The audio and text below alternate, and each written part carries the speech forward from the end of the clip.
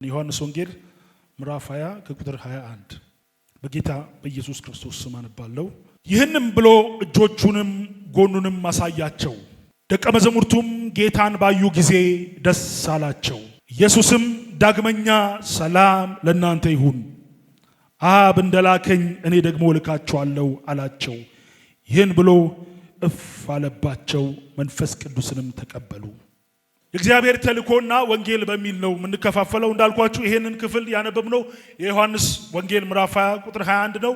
የዚህ መጽሐፍ ጸሐፊ ለመግቢያ ያህል ኢየሱስ ክርስቶስ የወደው የነበረ ደቀ መዝሙር ዮሐንስ እንደሆነ ስለራሱ የተናገረው ኢየሱስ ክርስቶስ የወደው የነበረ ብሎ ነው የጻፈው። ይሄንን መጽሐፍ በአዲስ ኪዳን 5 መጽሐፍን ጽፏል። ከነዚህ መካከል የዮሐንስን ወንጌል ነው ዛሬ የምንማረው። የዮሐንስ ወንጌል በጣም እንደምናውቀው ቁልፍ ቃል አለ። ይህም ቁልፍ ቃል ዮሐንስ ወንጌል ምዕራፍ 20 ቁጥር 31 ላይ ያለው ነው። እሱን ነው ከምዕራፍ 1 እስከ ምዕራፍ መጨረሻ የሚብራራው። ቁልፍ ቃሉ ምዕራፍ 20 ቁጥር 31 ላይ ያለው ነው። እሱም ምንድነው የሚለው? ኢየሱስ እርሱ ማን ነው? ክርስቶስ የእግዚአብሔር ልጅ እንደሆነ እንድታምኑ ዘንድ አምናችሁም በስሙ ሕይወት ይሆንላችሁ ዘንድ ይሄ ተጽፏል አለ። እኚህ ምልክቶች ሁሉ የተደረጉት ከመጀመሪያው ምዕራፍ እስከ መጨረሻው ምዕራፍ ምልክቶች የተደረጉት ሌሎችም ያልተጻፉትን ያደረገው ኢየሱስ እርሱ ክርስቶስ የእግዚአብሔር ልጅ እንደሆነ እንድታምኑ ዘንድ ነው።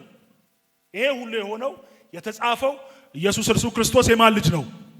እስቲ እግዚአብሔር ልጅ ነው ብላችሁ ጩሁ። አዎ እንደሆነ እንድታምኑ አምናችሁም በስሙ ሕይወት ይሆንላችሁ ዘንድ ተጽፏል። በመጀመሪያው ቃል የነበረው ቃልም በእግዚአብሔር ዘንድ የነበረው ቃልም እግዚአብሔር የነበረው እርሱ የእግዚአብሔር ልጅ ነው። ስለዚህ ለዚህ ነው የተጻፈው። ይሄ መጽሐፍ የተጻፈው በ86 ዓመተ ምህረት ነው። በኤፌሶን ሆኖ ነው ወንድማችን ሐዋርያው ቅዱስ ዮሐንስ የጻፈው። ለመግቢያ ያህል ነው። እዚህ ቦታ እንዳነበብነው ኢየሱስ ዳግመኛ ሰላም ለእናንተ ይሁን ብሏቸው በመካከላቸው እንደመጣ ጸሐፊው ይነግረናል። በዚህ ቦታ ላይ እነዚህ ደቀ መዝሙር ኢየሱስ ክርስቶስ ከትንሣኤው በፊት አንድ ነገር ነገራቸው። ከ3 ቀን በኋላ ገሊላ ቀድማችኋለሁ ብሎ በተናገራቸው ጊዜ ኢየሱስ ክርስቶስ በተያዘ ጊዜ ሁሉም ሸሽተው እንደተደበቁ መጽሐፍ ቅዱስ ይነግረናል። በዚህ መሃል ግን ኢየሱስ ክርስቶስ ተሰቀለ፣ ተቀበረ። ተረኛ እነሱ እንደሆኑ ስላሰቡ አይሁድን ፈርተው በሮችን ዘግተው ተደብቀው ነበር። ለዚህ ነው ዮሐንስ ወንጌል ምዕራፍ 11 ላይ እንደዛ አለ። ኢየሱስ ክርስቶስ ወደና አልዓዛር ቤት እንሂድ ሲሉ ቶማስ ሊገሉ እኮ ይፈልጋሉ አይሁድ ሲሉ እንሂድ ቀን ስለሆነ ሲላቸው ቶማስ እንደዚህ አላቸው፣ በቃ እንሞት ዘንድ እንሂድ አለ። ለመሞት ነው እየተጓዙ ያሉት። መቼ እንደሚገደሉ አያውቁም እንጂ እንደሚሞቱ እርግጠኞች ነበሩ ለዚህ ወንጌል። ስለዚህ ኢየሱስ እንደሞተ ሲያምኑ ሁሉም ፈርተው ደጃቸውን ዘግተው ቁጭ ብለው ነበር። እርሱ ግን ፍሩ ተደበቁ አልነበረም። ገሊላ ጠብቁኝ ነው ያላቸው። ስለዚህ አንዳንዴ ፍርሃት ታውቃላችሁ እግዚአብሔር የነገረን የተስፋ ቃል እንዳናስብ ያደርገናል። እንደውም ታውቃላችሁ ያው ማርያም ሽቶ ይዛ ሄደች የሚለው እኮ በጣም ስለምትወደው ሰው ስላላመነች ነው። ብታምን ኖሮ ከ3 ቀን በኋላ ተጠብቀዋለች። ቀድማችኋለሁ ብሏል። ቀድማችኋለሁ ካለ በቃ ሕያውን ከሙታን መካከል ስለምትፈልጋላችሁ እኮ ነው። ግን ያው አላስችል ብሏቸው ሄደዋል። እሱ ግን ምን ሆኗል? ተነስቷል። ስለዚህ የተነሳው ጌታ ፈርተው የተቀመጡ ደቀ መዛሙርት ጋር መጣ። ፈርተዋል። የራሳቸው ጉዳይ ብሎ አልተዋቸውም። በሮችን ዘግተው ሳለ ኢየሱስ ክርስቶስ ዳግመኛ መጣ። የፈሩትን ሊያበረታ፣ የደከሙትን ሊያጀግን በመካከላቸው መጣና ሰላም ለእናንተ ይሁን አለ። ይሄ ሰላም ዛሬ የሚያገኘን ሃሌሉያ! ይሄ ሰላም ዛሬ የሚያገኘን ሰላም ለእናንተ ይሁን፣ አብ እንደላከኝ እኔ ደግሞ እልካችኋለሁ አለ። ይህንን ብሎ እፍ አለባቸው ይላል። ስለዚህ ክርስቶስ እነዚህን ታላቅ 2 እምነቶች ነው ያበረከተላቸው፣ ሰላምና ተልእኮ። ስለዚህ ተልእኮን ስናስብ የእግዚአብሔር ተልእኮ ሚሶደ የሚባለው የጀመረው አዲስ ኪዳን ላይ አይደለም፣ ብሉይ ኪዳን ላይ ነው የጀመረው። ኦሪት ዘፍጥረት ላይ ነው። እግዚአብሔር መጥቶ አዳምን የት ነህ አለው። በኃጢአት ምክንያት ሲሸሽ እግዚአብሔር መጣና አዳም ሆይ ወዴት ነህ ብሎ መፈለግ ጀመረ። እግዚአብሔር ራሱ ተልእኮን ሚሽኑን ጀመረ። የት ነህ ብሎ ሲፈልገው ተልእኮ እንደጀመረ ያሳያል። ከአዳም አልፎ አብርሃምን እግዚአብሔር የምድር ነገዶች ሁሉ በአንተ ይባረካሉ ብሎ ዓለም አቀፋዊ ዕቅዱን ደግሞ አሳየ። ዘፍጥረት 12 ምዕራፍ 3 ላይ ዓለም አቀፋዊ ዕቅዱን አብርሃምን ጠርቶ ባንተ የምድር ነገሮች ሁሉ ይባረካሉ ብሎ ለተልእኮ ማስፈጸሚያ አብርሃምን እግዚአብሔር እንደጠራው ያሳየናል። ከዚያ በኋላ በብሉይ ኪዳን የነበረው ተልእኮና በአዲስ ኪዳን የነበረው ተልእኮ የተለያየ ነው። የብሉይ ኪዳን ተልእኮ የዓለም ሕዝብ ሁሉ ወደ ኢየሩሳሌም እንዲሄድ ነው የተነገረው። ምን ማለት ነው? አሕዛብ ሁሉ ሰለሞንን ቤተ መቅደሱን በጨረሰ ጊዜ ወደዚህ ቤት መጥቶ የሚጸልዩ ጸሎታቸው ይሰማ እንዳለ ኑና እዩ የሚል መልክ ነው ያለው በብሉይ ኪዳን። ንግሥት ሳባም ኢትዮጵያዊቷ ወዴት ነው ሄደችው? ወደ ኢየሩሳሌም። ንዕማን ወዴት ነው ሄደው? ወደ ኢየሩሳሌም። ሁሉም የሄዱት ወደ ኢየሩሳሌም። ለምን? መቅደስ ያለው እዛ ስለነበረ እንዲሄዱ ነው የተነገራቸው። የሚፈልጉ ሁሉ ወደዛ እንዲሄዱ። በአዲስ ኪዳን ግን ተልእኮ ተቀየረ። ክብር ለስሙ ይሁን። የአዲስ ኪዳን ተልእኮ ክርስቶስ ከመጣ በኋላ ኑና እዩ ሳይሆን ሂዱና ንገሩ። መታችሁ እዩ ነው የተባሉት በብሉይ ኪዳን። በአዲስ ኪዳን ግን ተልእኮን ኢየሱስ ክርስቶስ ቀየረና ሂዱና ንገሩ። ስለዚህ ሂዱና ንገሩ ያለ ጌታ ዛሬም ቁጭ ብሎ አላለም። እጎንዳችሁ ያለው ሰው ንገሩት። ሂድና ንገር ያለ ጌታ በሉት እስከ ዛሬ ቁጭ በል አላለህም በሉት። ስለዚህ ሽግግር ተካሄደ ማለት ነው።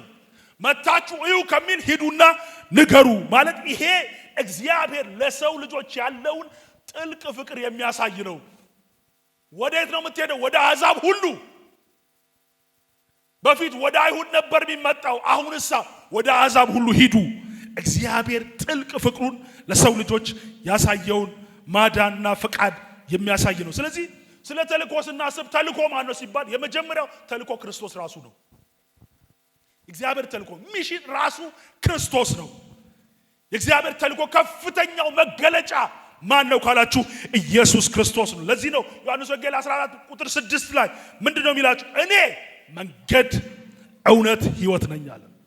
መንገድ ነኝ፣ እውነት ነኝ፣ ሕይወት ነኝ፣ በእኔ በቀር ወደ አብ የሚመጣ የለም ማለት። ስለዚህ የተልእኮ ብቸኛ መልእክት ኢየሱስ ክርስቶስ ራሱ ነው። ስለዚህ ወንጌል ስንናገር ኢየሱስን ነው የምንናገረው ማለት ነው። የተልእኮ ብቸኛው መልእክት ማን ነው? ሲጩና ኢየሱስ ክርስቶስ ነው በሉ። ስለዚህ መልእክታችን ማን ነው ሊሆን የሚገባው? ኢየሱስ ክርስቶስ። ስብከታችን ማን ነው ሊሆን የሚገባው? ኢየሱስ ክርስቶስ። ንግግራችን ማን ነው ሊሆን የሚገባው?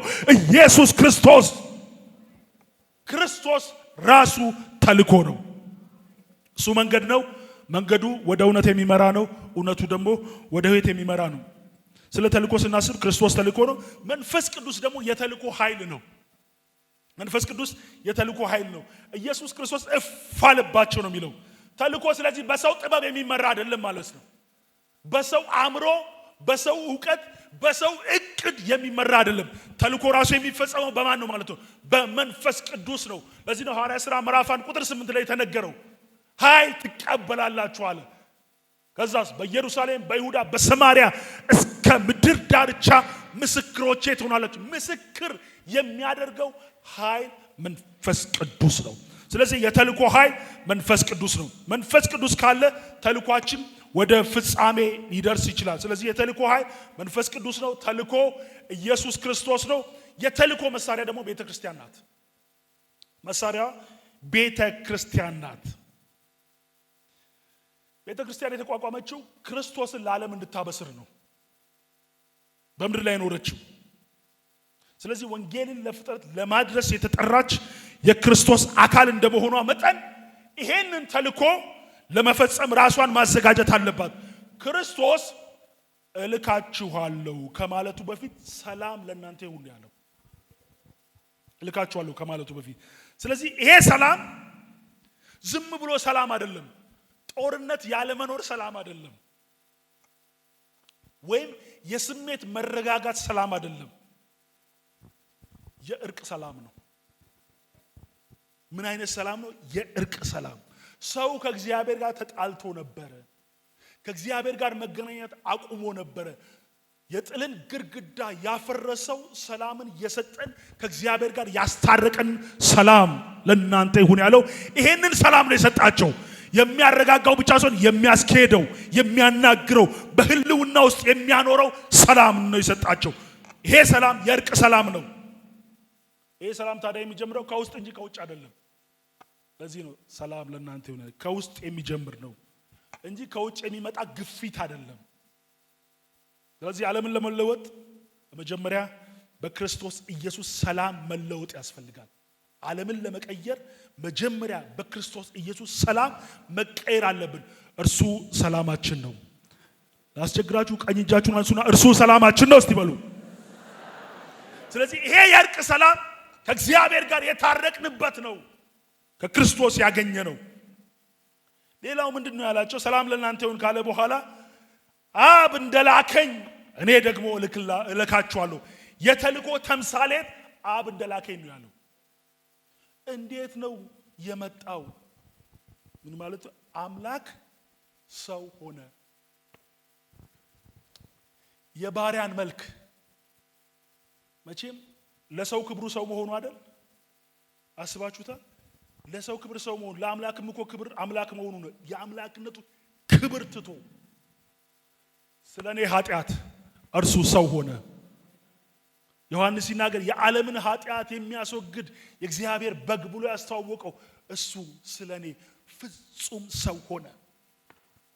ሰውን የሚመስል አይደለም የሆነው፣ ሰው ነው የሆነው። የኔን ድካም ሊረዳ ሰው ሆነ።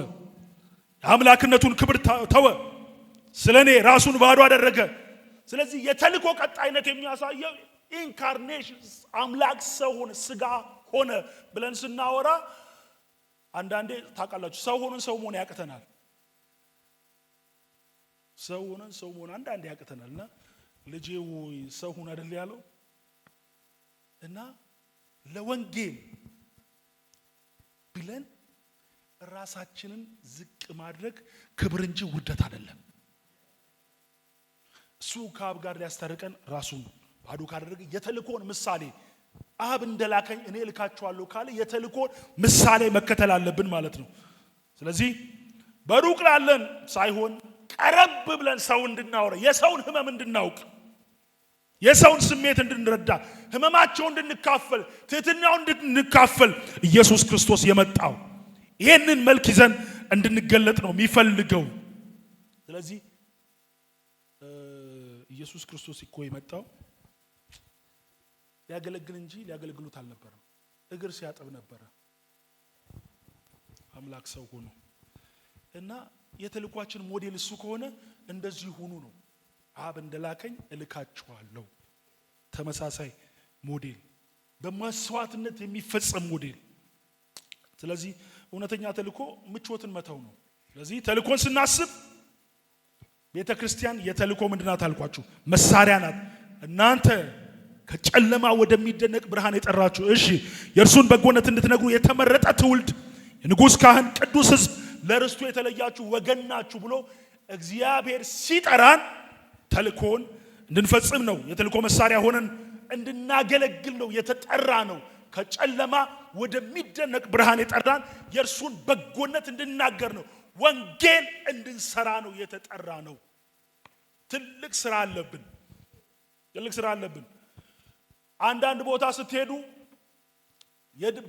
በዳነው ሰው ደስ ሊላችሁ ይችላል። በጣምም ያስደስታል። እውነት ነው። ያልዳነውን ግን ስታስቡ አዝናችሁ ነው የምትመጡት።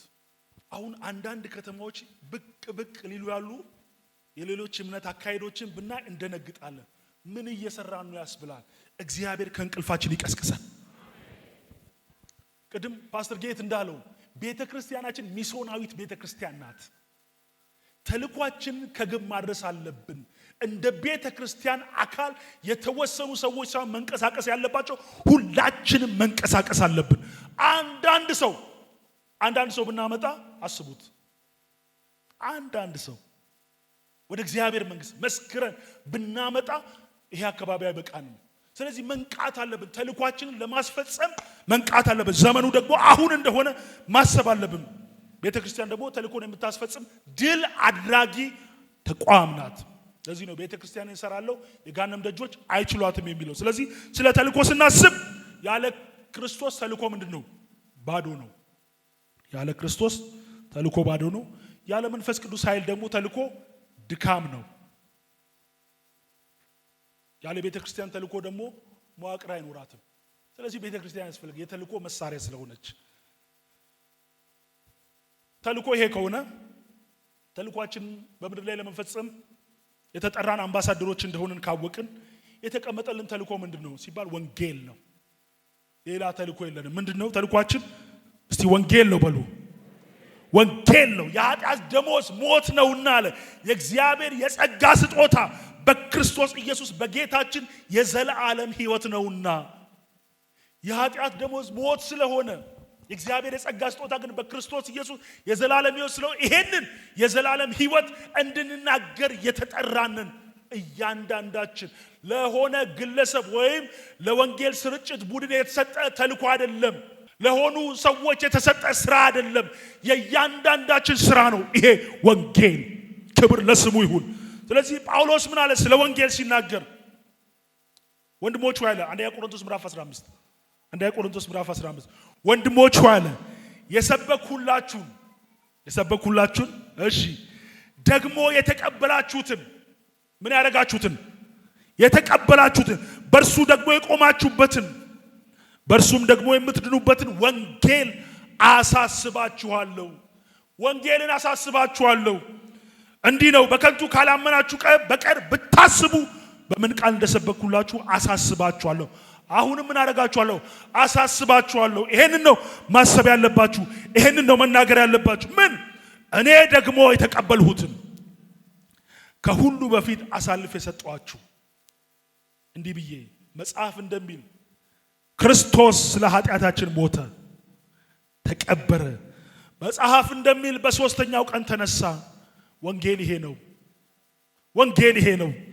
መጽሐፍ እንደሚል ክርስቶስ ስለ ኃጢአታችን ሞተ፣ ከዛሳ ተቀበረ፣ ከዛ መጽሐፍ እንደሚል በሶስተኛው ቀን ተነሳ። ወንጌል ይሄ ነው። ከኔ በኋላ ይሄን እንበል።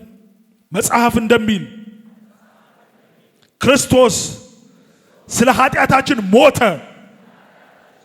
ተቀበረ፣ መጽሐፍ እንደሚል በሶስተኛው ቀን ተነሳ። ወንጌል ይሄ ነው። ክብር ለኢየሱስ ይሁን። ወንጌል ይሄ ነው። የምስራች ይሄ ነው። መልካም ዜና ይሄ ነው። ይሄ ነው ወንጌል። መልካም ዜና ነው። መጽሐፍ የሚናገረውን ማለት ነው ወንጌል እንጂ ክርክር አይደለም። ወንጌል ብጥብጥ አይደለም። ወንጌል ብሽሽቅ አይደለም።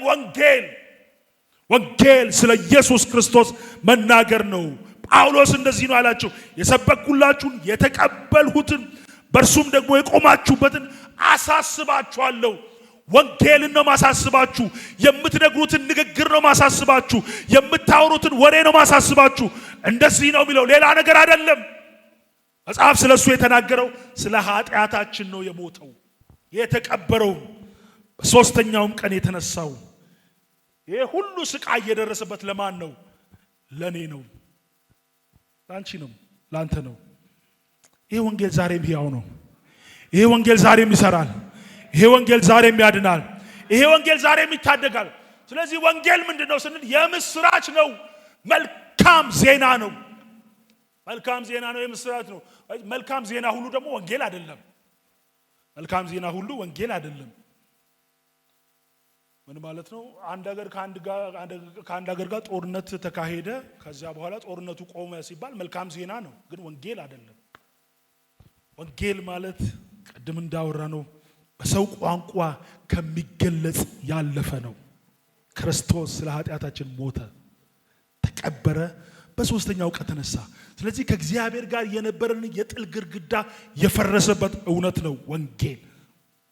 ስለዚህ ሉቃስ ወንጌል ምዕራፍ 4 ላይ ኢየሱስ ክርስቶስ የተናገረውን ቃል ታስታውሳላችሁ። የነብዩ የኢሳይያስን መጽሐፍ በሰጡት ጊዜ መጽሐፉን በተረተረ ጊዜ እንደዚህ አለ። ሉቃስ 4 የጌታ መንፈስ በእኔ ላይ ነው፣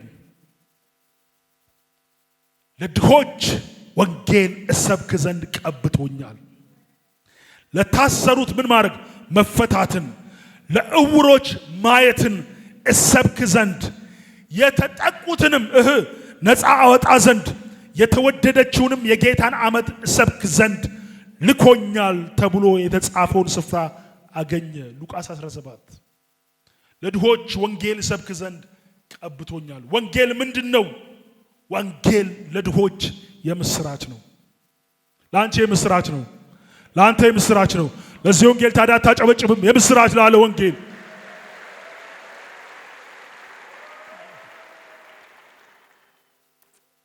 የአገልግሎት ምንጩና ስልጣኑን ከተናገረ በኋላ የጌታ መንፈስ በኔ ላይ ነው ካለ በኋላ እንደዚህ ያላቸው ለድሆች፣ ለተጨቆኑ፣ መንፈሳዊ ስርዓት ውስጥ ላሉ፣ ለተጨነቁ፣ የነፍስ ጩኸት ላለባቸው፣ የነፍስ ጥያቄ ላለባቸው፣ ለሚቅበዘበዙ ለድሆች የምስራች አለኝ።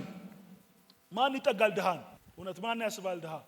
እንኳን ስንመርጥ እንኳን ጓደኛ እኮ አቻን ፈልግ እየተባባል የምንመራረጥ ሰዎች ጋር ለድሆች የምስራች ይዞ መጣ። ይሄ በኢኮኖሚ ድሃ ብቻ ይሆነን አይደለም። የኢኮኖሚ ድህነት ብቻ አይደለም። የውስጥ የነፍስ ጩኸት ለነፍስ መልስ ማጣትን የሚያመለክትም ጭምር ነው። እውነትም ለድሆችም ነው። ነገር ግን የነፍስ ጩኸት ላለባቸው፣ ለሚቅበዘበዙ ለድሆች የምስራች እሰብክ ዘንድ ልኮኛል አለ። ዛሬም የምስራች፣ ዛሬም የምስራች። ኢየሱስ ያድናል። ዛሬም የምስራች። ኢየሱስ ነፃ ያወጣል። ዛሬም የምስራች። ኢየሱስ ይፈውሳል። ሃሌሉያ! ወንጌል ጩሁና እስቲ ወንጌል በሉ። ከዚህ በላይ ድምፅ ካላችሁ ወንጌል በሉ እስቲ። ኢየሱስ ያድናል በሉ። ሃሌሉያ! ይሄ የምስራች ነው ለድሆች። ወንጌል ምንድነው? ለታሰሩት መፈታት ነው።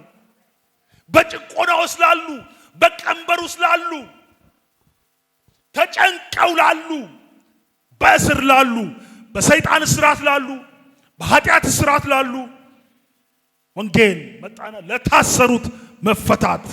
እውነተኛ ኃጢአተኞች ወዳጅ፣ እውነተኛ ለጠፉት ወዳጅ ኢየሱስ ለታሰሩት መፈታት አለ። የመጣሁት ላስራቸው ሳይሆን ልፈታቸው ነው። ነፃ ላወጣቸው ነው። ለምን? የአብርሃም ልጆች ስለሆኑ ነፃ መውጣት ይገባቸዋል እንደሚል ለታሰሩት መፈታት። እናሳ ምንድነው ወንጌል? ለታወሩ ማየት ነው። በመንፈሳዊ ጨለማ ውስጥ ላሉ፣ ወዴት እንደሚሄዱ ግራ ለገባቸው፣ ለሚቅበዘበዙ ወንጌል አይናቸውን፣ የውስጥ አይናቸውን ያበራላቸዋል። በጨለማ ሲቅበዘበዙ ለነበሩ ሁሉ ለታወሩት ማየትን አለ። ወዴት እንደሚሄዱ ግራ ለገባቸው፣ ለሚቅበዘበዙ መንፈሳዊ አይኖቻቸው ለታወረባቸው መጥቶ ለታወሩ ማየትን አለ። ይሄ ወንጌል ለተጨቆኑ ነፃነትን፣ መንፈሳዊ ጭቆና ውስጥ ላሉ፣ በሰይጣን እስር ላሉ፣ እረፍት ላጣች ለምትቅበዘበዝ ነፍስ፣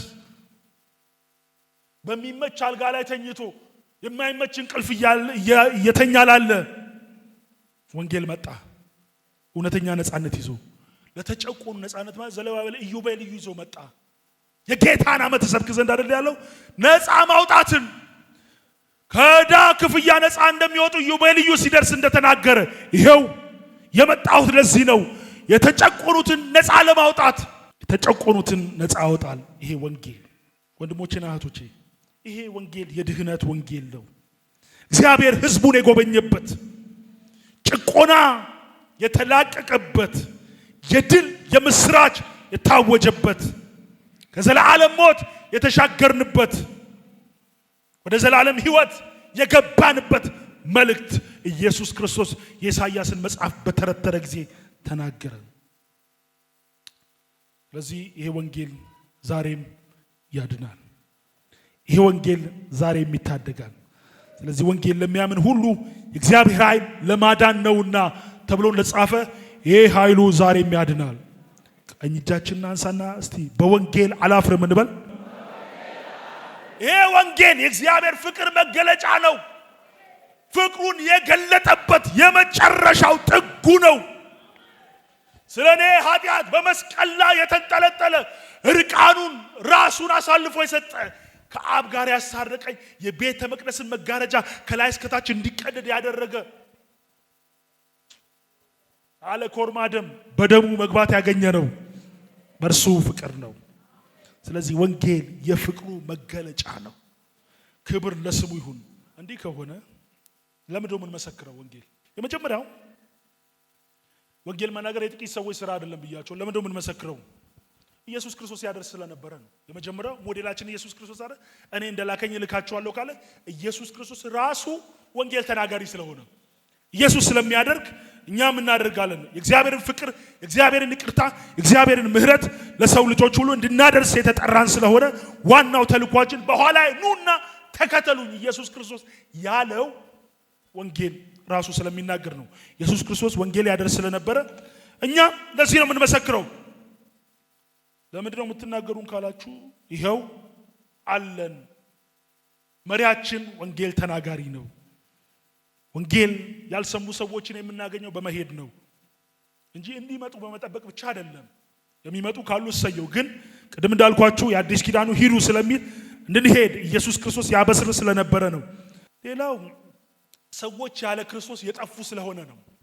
ሰው ያለ ክርስቶስ የጠፋ ስለሆነ ይሄንን ፍቅር ለሰዎች ምን ማድረግ አለብን? መናገር አለብን። የምንመሰክረው ሰው ያለ ክርስቶስ የጠፋ ስለሆነ የሰው ልጅ እንዳይጠፋ እንዲድን ስለምንፈልግ ነው የምንመሰክረው። ሌላው አዝመራው ብዙ ስለሆነ ነው የምንመሰክረው። ሰራተኞች ጥቂት ስለሆኑ አዝመራው ብዙ ስለሆነ ሁላችንም መመስከር ያለብን ለዛ ነው። አዝመራው ብዙ ስለሆነ ለምንድን ነው የምንመሰክረው? ቶሎ ብዬ ልሂድ። ጌታችን ኢየሱስ ክርስቶስ በክብር እንዲመለስ አስቀድሞ ወንጌል መሰበክ ስላለበት ማራናታ ብለን የምንጮኸው ወንጌል እየሰበክን መሆን አለበት፣ በክብር ጌታ ቶሎ እንዲመጣ። ሌላው ለምንድን ነው የምንመሰክረው? በእግዚአብሔር ፊት ተጠያቂዎች ስለምንሆን ባንናገር በጠፉ ሰዎች ምክንያት ተጠያቂዎች ስለምንሆን ነው መናገር ያለብን። ይሄ ከሆነ ተልኮ አለን፣ ወንጌል ተልኳችን ወንጌልን እንዳንፈጽም እንቅፋት የሚሆነን ምንድነው? የመጀመሪያው ፍርሃት ነው። ፍርሃት፣ ወንጌል መናገር ያሳፍራል። አደባባይ ላይ መጮህ ስራ ያጣሰው ስራ እንደሆነ ማሰብ፣ ፍርሃት። ወንጌል መናገር ያሳፍራል ብለን ስለምናስብ ወንድሞቼ እናቶቼ፣ እግዚአብሔር የሰጠን መንፈስ ግን የፍርሃት መንፈስ አይደለም። ራስን የመግዛት የድፍረት መንፈስ እንጂ የፍርሃት መንፈስ አልሰጠንም። ስለዚህ በወንጌል አላፍርም ስንል ፍርሃታችንን እያስወገድን መስበክ አለብን። እንቅፋቱ ግን ምንድነው? ወንጌል እንዳንሰብክ ፍርሃት ነው። ሁለተኛው እንቅፋት ለነፍሳት ፍቅር ማጣት ነው። ወደ ሲኦል እንደሚሄዱ ተረድተን ካራራን ልንሰብክ አንችልም። የራሳቸው ጉዳይ ምንል ከሆነ ፍቅር ከሌለን ልንሰብክ አንችልም። ስለዚህ እንቅፋቱ ለነፍሳት ፍቅር ማጣት ነው። ሶስተኛው እንቅፋት ስንፍና ነው። የመጀመሪያው ፍርሃት ነው። ሁለተኛው ለነፍሳት ፍቅር ማጣት ነው። ሶስተኛው ስንፍና ነው። መከሩ ደርሶ ሳለ እንቅልፍ የሚለን ከሆነ ይሄ ስንፍና ነው። እነዚህ ስንፍናዎችን አስወግደን እንቅፋቶችን አስወግደን ታላቁን ተልእኮ መፈጸም አለብን። ክብር ለስሙ ይሁን። ይሄ ከሆነ እሺ ምን እናድርግ? እኔ ምን ላድርግ? እናንተ ምን ታድርጉ? የመጀመሪያው ምን እናድርግ ለሚለው በስራው ላይ ተሳታፊ እንሁን። በስራው ላይ ተሳታፊ እንሁን። ስራው ምንድነው? ወንጌል ነው። ተሳታፊ እንሁን። አብ እንደላከኝ እኔ ልካቸዋለሁ አይደል ያለው? ለመላክ ራሳችን እናዘጋጅ። በስራው ላይ ተሳታፊ እንሁን። ተሳታፊ ስንሆን የሚድኑ ሰዎች ይበዛሉ። ሁለተኛው እንመስክር። አሁንም የምንመሰክረው በሁለት መንገድ፣ በንግግርና በህይወት። በንግግርና በህይወት ወንጌል የእሁድ ስራ ብቻ ሳይሆን ከሰኞ እስከ እሁድ የምንኖረው ኑሮ ነው፣ ህይወትም ነው። እሁድ ቤተክርስቲያን ስንመጣ ብቻ የምንለብሰው ልብስ አይደለም። ከሰኞ እስከ እሁድ የምንኖረው ህይወት ነው ወንጌል። ስለዚህ ንግግራችን ብቻ ሳይሆን ህይወታችን፣ በስራ ቦታችን በምንሰማራበት ስምሪት ሁሉ ህይወታችን ሊመሰክር ይገባል። ማድረግ ያለብን በንግግራችን ብቻ ሳይሆን በህይወታችንም እንመስክር። እሱን አይቼ መጣው የሚሉ ሰዎች እስኪበዙ ድረስ እውነተኛውን የክርስቶስ ህይወትን በመግለጥ በህይወትን መስክር። ሶስተኛው ምን ማድረግ አለብን? እንጸልይ። ልባቸው እንዲከፈት፣ የሰው ልብ እንዲከፈት፣ በድፍረት መናገር እንድንችል እንጸልይ። ወንጌል ለመናገር እንጸልይ። የሰዎች ልብ እግዚአብሔር አሳልፎ እንዲሰጠን፣ ልባቸው እንዲከፈት፣ እኛም ለመናገር ድፍረት እንድናገኝ እንጸልይ። ጸሎት። አራተኛውና ዋናው ማድረግ ያለብን ሐዋርያው ቅዱስ ጳውሎስ እንዳለ አንደኛ ቆሮንቶስ 9:23 ላይ እንደዚህ አለ፣ የወንጌል ማህበርተኛ እሆን ዘንድ ስለ ወንጌል ሁሉን አደርጋለሁ። ሁሉን። በጣም ይገርማል። ስንቱን? እስቲ ሁሉን በሉ። ስለ ወንጌል ስንቱን?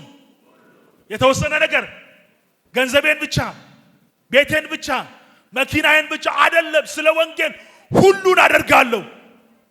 ወንድሞቼ እናቶቼ፣ በእግዚአብሔር ቤት ይሄን ነገር በእግዚአብሔር ቤት ባለ ሀብት የለም፣ ባለ አደራ ነው ያለው።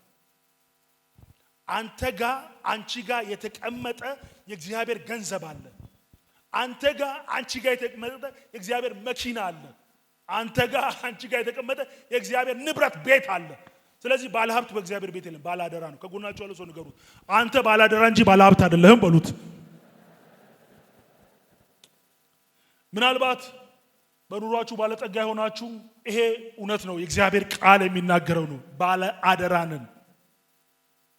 ካልታመንን በአንድ ሌሊት እሳት መጥቶ ሊበላው እኮ ይችላል። ባይዞ በአንድ ሌሊት ውድም ሊያደርገው ይችላል። ግን ሐዋርያው ቅዱስ ጳውሎስ ምን አለ? በወንጌል ማህበርተኛ ሆን ዘንድ ስለ ወንጌል ሁሉን አደረገ። ሁሉን ማለት ነው ጥቂቷን እንኳን ብንታመን የሚሽን ስራ እንዲሮጥ የወንጌል ስራ እንዲሰራ በገንዘባችን በንብረታችን ብናገለግል ትልቅ ስራ ይሰራል። እውነት ነው። ሚስዮናዊት ቤተክርስቲያን ነን። እውነት ነው። ካራ አምስተርዳም እዚህ ግራር ስራ አይደል የጀመሩት? እቺ አጥቢያ ደግሞ የወለደችው የመጀመሪያው ቤተክርስቲያን ያለውባት ናት፣ ታቦር ሕይወት ብርሃን ሁለተኛ። እኛም ደግሞ ብዙ ወልደናል። እውነት ነው። ከከተማው ውጭም ሰርተናል። እውነት ነው። አለ ቦረና። እውነት ነው። መካከለኛው ምስራቅ ልከናል። ሩቅ ምስራቅ ልከናል። አውሮፓውን የቀዘቀዘው ምድር ላይ ወንጌል ይዘው መጥተው የቀዘቀዙት ምድር ላይ ልከናል። ታዲያ እዚህ መሟሟቅ ይበቃናል? እዚህ 6000 5000 ቸርች ደረስን የሚለው ይበቃናል? ገና ያልተደረሰ ብዙ ምድር አለ። ገና ጥቂቷ እንኳን አልተሰራችም። ከስንት ቢሊየን ህዝብ በወንጌል አምኖ የዳነ ጥቂት ሰው ነው። ወንድሞቼና እህቶቼ አሁንም አይሙቀን፣ ብዙ እንደሰራ አናስብ። አሁንም ቢሆን እጃችን ለወንጌል ይፈታ፣ ልባችን ለወንጌል ይፈታ፣ ኪሳችን ለወንጌል ይፈታ። ሁሉን አደርጋለሁ። ኢየሱስ ባለበት ሁሉም ብናደርግ ባይዘ ኪሳራ አይደለም፣ ልማት ነው። ኢየሱስ ባለበት ሁሌ ስናገራት ደስ የምትለኝ ሴት አለች እና ላዛር ቤት ውድ የሆነውን የአልባስጥሮስ ሽቶ ኢየሱስ እግር ስር የደፋች የሰበረች 300 ዲናር ማለት የዓመት ደሞዝ ነው እግሩ ላይ ደፋችው። 300 ዲናር ምን ማለት ነው? በዛ ዘመን በ30 ብር ነው መሬት የሚገዛው። ነግሬያቸው በ30 ብር ኢየሱስ በተሸጠበት እኮ አኬልዳማ መሬት ተገዝቷል። 300 ብር ምን ሊገዛ እንደሚችል አስብ። የዓመት ደሞዝ ከሩቅ ምስራቅ የመጣ ከህንድ ሀገር የመጣ ሽቶ ኢየሱስ እግር ስር ሰበረች። ለአንተ ያልሆነ ምን ያደርጋል አለች። ለወንጌል ያልሆነ ብር ምን ያደርጋል? ለወንጌል ያልሆነ ገንዘብ ምን ያደርጋል? ለወንጌል ያልሆነ መኪና ምን ያደርጋል? ሰበረችው። የቤቱን ጠረን ቀየረች። ወንድሜ እግዚአብሔር ገንዘብ የሰጠ ይሄንን ስራ እንድትሰራ ነው። መኪና የሰጠ ይሄንን ስራ እንድትሰራ ነው። ተልኳችን ምንድነው? ወንጌል ነው። ስለዚህ መካከለኛው ምስራቅ ሚሽነሪ መላክ አለብን። ሩቅ ምስራቅ ሚሽነሪ መላክ አለብን። ምን ያስፈልጋል? ገንዘብ። ስለዚህ ገንዘባችሁን ለሚሽን ስራ፣ ለወንጌል ስራ እንስጥ። ምን እናርግ? በገንዘባችን እንደግፍ ይሄንን ስራ። በዛው ይሄንን ስራ ብቻ ሳይሆን ይሄንን የሚሰሩ አገልጋዮችንም ደግፉ። ይሄንን በደንብ ብለናል። ይሄንን የሚሰራ አገልጋዮችን ደግፏቸው። በጣም አንድ እርግጠኛ ሆኜ ነገር ልንገራችሁ፣ በግ ምንም ቢወፍር እረኛውን አያክልም። ከእግዚአብሔር የተሰጡ ናቸው እረኞች። ከእግዚአብሔር የተላኩ መልእክተኞች ናቸው። በመናከብራቸው ልክ ነው እግዚአብሔር የሚያከብረን። ይሄንን ስራ የሚሰሩትን ደግፏቸው፣ ቀኛቸውን ያዙ። አብረናችሁ ነው በሏቸው። ቤታቸውን እዩ፣ ኑሯቸውን እዩ። ሁሉን አደርጋለሁ አይደል ያለው? ሁሉን እነ ጳውሎስ አይደለም ኢየሱስ ክርስቶስን እንኳን በገንዘባቸው የሚደግፉ ነበሩ። እነ ዮሐናን እነ ኩዚ ይደግፉ ነበር በገንዘባቸው። ለምን? እንዲሄድ ወንጌል እንዲሮጥ። ምናልባት 1 ሚሊዮን ስለሰጠ ብዙ ሰጣል ማለት አይደለም። ስንት ነው የቀረህ ቤት? ስንት ነው ያስቀመጥከው? ያያል እግዚአብሔር። ከትርፋችን ነው ወይስ ካለን ነው የሰጠነው? ትዳሯን ሰጠች አለ። ትዳሯን ሰጠች ያላት ምንም ሳታስቀር። ስለዚህ ለወንጌል ሰጥቶ የከሰረ የለም። ሰጣችሁ እኮ ከክብራችሁ። ያከበራችሁ ማን ነው? ያነገሳችሁ ማን ነው? የሰጣችሁ ማን ነው? ለሰጣችሁ ጌታ እስቲ ክብር ስጡ፣ ክብር ስጡ። ስለ ወንጌል ሁሉን አደርጋለሁ አለ። ስለዚህ ምን እናድርግ? በስራው ላይ እንሳተፍ፣ በህይወታችን እንመስክር፣ እንጸልይ፣ ገንዘባችንን እንስጥ ተልኮ እንዲፈጸም። ስለዚህ ተልኮ ውጤት አለው። ውጤቱ ምንድነው? የመጀመሪያው የነፍሳት መዳን ነው። ተልኮ ሲፈጸም ነፍሳት ይድናሉ። ሰው ከጨለማ ወደሚደነቅ ብርሃን ይመጣል ተልኮ ሲፈጸም። ስለዚህ ተልኮ ውጤት እንዲኖረው ነፍሳት እንዲድኑ መናገር አለብን። ውጤቱ ደግሞ ምንድነው? የነፍሳት መዳን ነው። ሁለተኛው ውጤት እግዚአብሔር መክበር ነው። እግዚአብሔር ይከብራል በተልኮ። በተልኳችን እግዚአብሔር ይከብራል። ሰዎች ሲድኑ እግዚአብሔር ይከብራል። ሌላው እግዚአብሔር መንግስት ይሰፋል። ተልኮ ሲፈጸም እግዚአብሔር መንግስት ምን ይሆናል? ይሰፋል። ጽድቅ ይሰፍናል፣ ተሐድሶ ይሰፍናል፣ ሰላም ይሰፍናል። ሌላው ተልኮ ሲፈጸም የመጨረሻው ግሬ የዘላለም ዋጋ በታማኝነት ለፈጸሙ የማይጠፋ የክብር አክሊል ተዘጋጅቶላቸዋል። የማይጠፋ የክብር አክሊል ተዘጋጅቶላቸዋል። ምን ለሚያደርጉ? ተልኮን ለሚፈጽሙ። ምናልባት ለስንት ሰው መስል ለአንድ ሰው እንኳን በዚህ ወር መስክሬ ያመጣለሁ የሚል እምነት እንዲኖራችሁና ላነሳሳችሁ ፈልጋለሁ። በወንጌል አላፍርም። ቀኝ እጃችሁን አንሱና እስቲ በወንጌል አላፍርም በሉ። ከዚህ በላይ ድምጽ ካላችሁ በወንጌል አላፍርም በሉ። ሰላም ለእናንተ ይሁን። አብ እንደላከኝ እኔ ደግሞ ይልካችኋለሁ።